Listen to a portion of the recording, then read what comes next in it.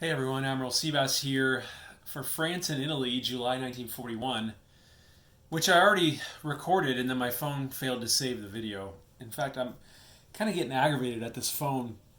It'll let me run out of space in the middle of recording a video, it won't give me any warning.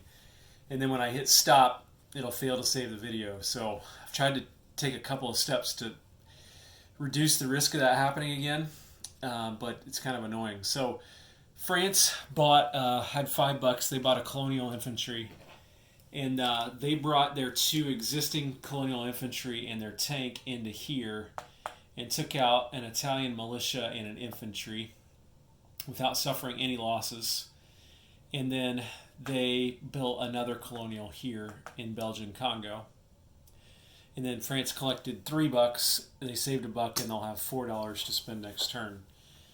Italy pulled back a little bit, given the buildup down here from France and Great Britain. They did want to take out Kordofan to act as a blocker. They did that. That was a little bit risky because they only had a motorized and I think one or two planes against a militia. The militia didn't hit though. So they got that.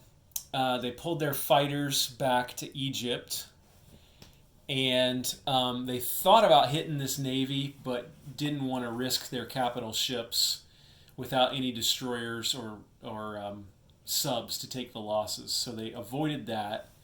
But what they did do is they took out Transjordan in an amphibious assault, supported by a tactical. Didn't suffer any losses there.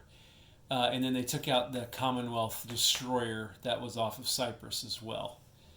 And what they bought was they bought a light cruiser. They finished their light cruiser. They bought a destroyer, and they bought another transport, and then they bought another infantry and a light tank as well.